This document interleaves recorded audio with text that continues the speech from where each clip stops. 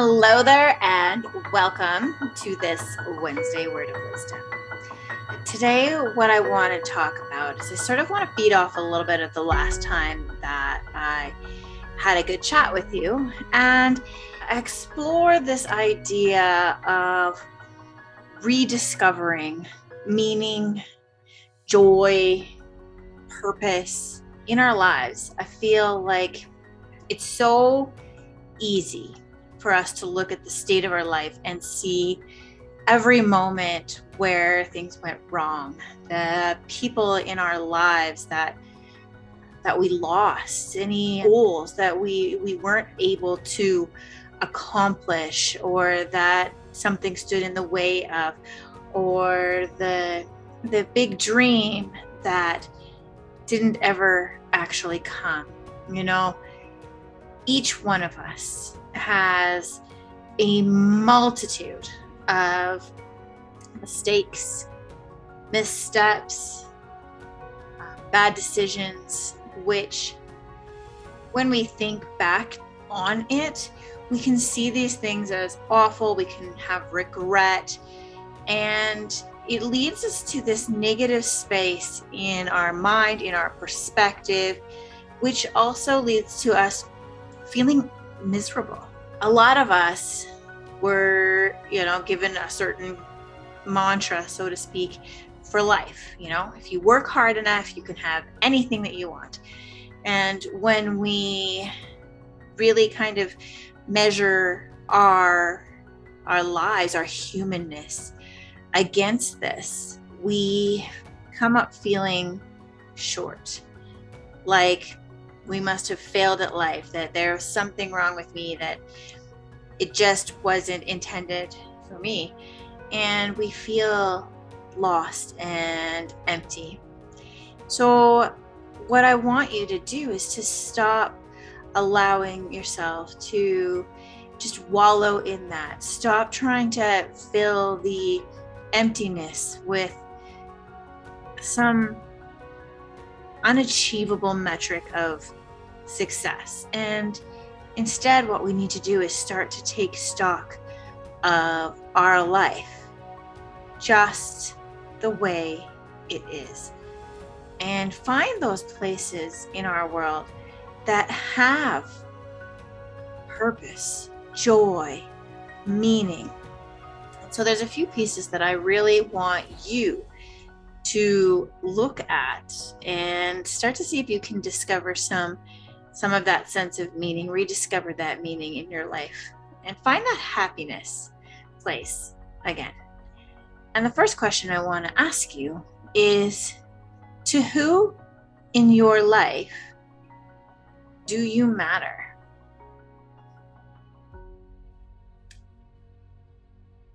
We can only really know our lives truly from the inside. But sometimes our mere existence just feels empty.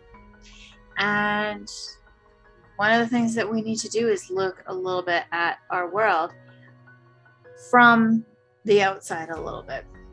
And think about some of the people who actually care about us, people that would be impacted if suddenly we weren't here anymore. The thing, though, to keep in the back of your mind, though, is that we don't want to only look at the people who love you deeply, because that standard is a really high standard. But we also need to look at the people who just appreciate us in small ways for the contributions that we've made. Who in your life is glad that you're around, who in your life appreciates what you do, who would recognize your voice on the phone, who would smile because you walked in the room and they're like, oh man, I was looking forward to talking to her. Even if you don't feel like this deep-seated connection to all the people in your life, it doesn't necessarily mean that your existence isn't meaningful or meaningful to others. Loneliness does not mean that you are alone.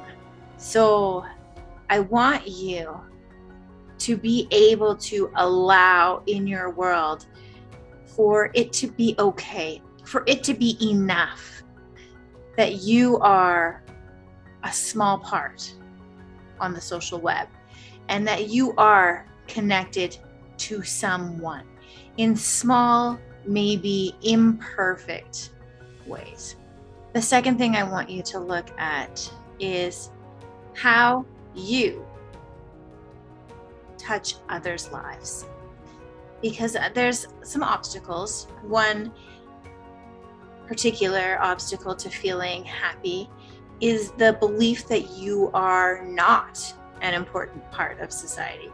When we feel isolated or unimportant, it can lead us to this sense of like hopelessness. And hopelessness cannot live hand in hand with happiness. So to be able to start to challenge this for ourselves, we've got to intentionally reach out and touch the lives of other people. We have to accept it once and for all that life can be really fun. Life can also be menial and boring. So think and add into your daily work, your daily labor.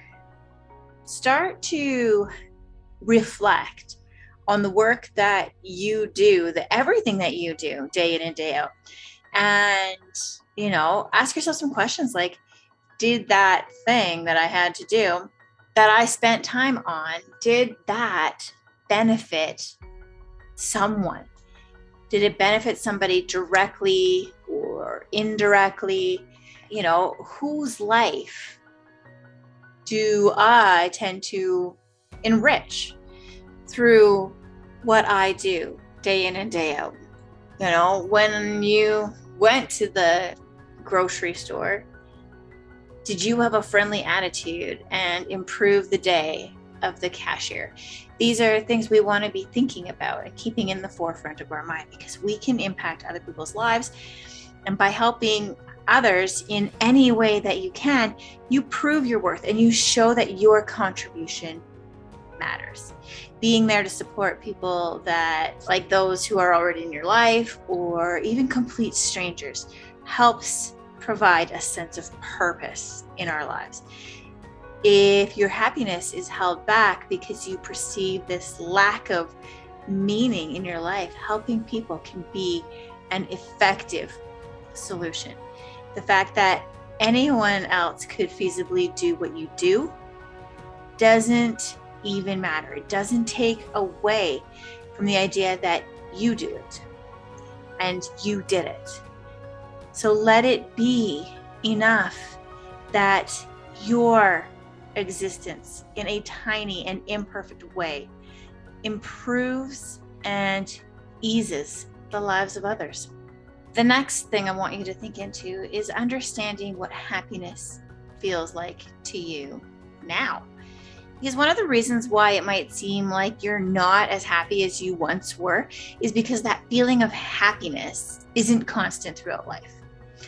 Happiness is kind of made up of many distinct emotions, and what makes up yours might change as you grow, as you age. If you don't know what you need in your life for happiness, you're not going to do the things that you need to be happy. And if you don't look at those individual emotions as part of the bigger whole, you're not going to think of yourself as being happy. So just to clarify here, I want to make sure that you understand what I'm talking about. When you're young, things like excitement and the anticipation that a new experience can brings happiness, both at the time and then when you think back on that same event later. As you get older, you might more appreciate just like hanging out, sharing tradition with people that are important to you. And that's not to say that new things can't make you happy in your later years, or that you can't enjoy tradition when you're young, but the way you feel about things changes throughout life. So in order to be happy again, you have to start by figuring out what that means to you now and what it feels like. We can't rely on what made us happy in the past anymore. We need to look at now and what has shifted and changed. What brings even a glimmer or ray of joy in my world? Even asking ourselves questions like, is our happiness closer to the contentment or just being satisfied in life? Does appreciation of what I have in my life make me happy? Do I have more happiness when I've got clarity around what I'm doing and where I'm going? We have to figure out which pieces we need to have in our lives for our happiness, and then we'll be better equipped to fill our lives with those things. And finally, what factors are completely outside of your control? We expect ourselves to grow up, get out there, make good lives happen. And that's a really exciting way to look at life. And if we lived in a perfect world, I would be encouraging you to probably do just that. But we don't live in a perfect world. So we have to kind of calm that part down and just add in a little bit of realism.